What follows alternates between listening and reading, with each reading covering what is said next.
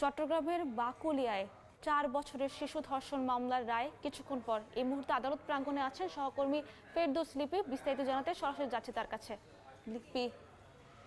চট্টগ্রামে আজকে আলোচিত দুই মামলার রায় ঘোষণা করা হবে এবং সকাল 11টা থেকে 12টার মধ্যে এই রায় দুটি ঘোষণা করা হবে এবং এর মধ্যে একটি হচ্ছে বহুল আলোচিত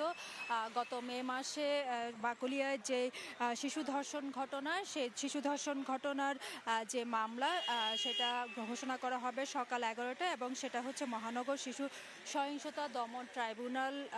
বিচারক তিনি সেই রায় দিবেন। আরেকটি হচ্ছে 2022 সালে আয়াত হত্যাকাণ্ড এবং সেই হত্যাকাণ্ডের রায় ঘোষণা করা হবে ষষ্ঠ অতিরিক্ত মহানগর দায়রা জজ আদালতে এবং এই দুটি রায়কে কেন্দ্র করে আমরা দেখেছি যে ব্যস্ততা সেটা কিন্তু আদালত পাড়ায় দেখা যাচ্ছে এবং এর মধ্যে আপনাদেরকে জানাতে চাই সেটা হচ্ছে বাকুলিয়ার যে 4 বছর বয়সী শিশু যে ধর্ষণ ঘটনায় সেই ধর্ষণ ঘটনায় মাত্র কিন্তু 8 কর্মদিবসে এই রায় ঘোষণা করা হচ্ছে এবং বিশেষ করে এটি সারা দেশে একটা আলোচিত ঘটনা। সেটি হচ্ছে যে যখন শিশু ধর্ষণের ঘটনা হয় সেই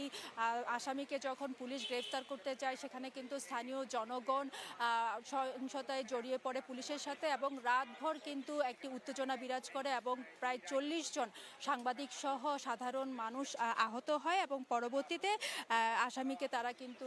থানা পুলিশ গ্রেফতার করে নিয়ে আসে এবং আপনি জানেন যে এই মামলায় আদালতে অভিযোগপত্র দেওয়া হয় 4 জুন এবং মোট 18 জনের সাক্ষ্য গ্রহণ করা হয়। আর এর বাইরে যে 5 বছর বয়সী আয়াত হত্যাকাণ্ড সেটি ঘটেছিল 2022 সালে এবং সেই মর্মান্তিক হত্যাকাণ্ডে দেখা গেছে যে আয়াতকে কিন্তু 6 টুকরো করে চট্টগ্রামের যে পতেঙ্গার উপকূলীয় সাগর সেখানে কিন্তু সেই টুকরোগুলো ভাসিয়ে দেওয়া হয় এবং সেখানে আসামি হচ্ছে 2 জন এবং এর মধ্যে প্রধান যে আসামি আবির তার বিচার কার্যক্রম চলছে এবং আরেকজন আসামি সে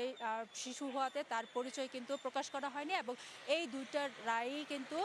সকাল 11টা থেকে 12টার দিকে ঘোষণা হবে বলে আমরা জানতে পেরেছি। তো এই ছিল আমার কাছে এখনো পর্যন্ত চট্টগ্রাম আদালত থেকে সর্বশেষ। যুক্ত ছিলাম চট্টগ্রাম থেকে।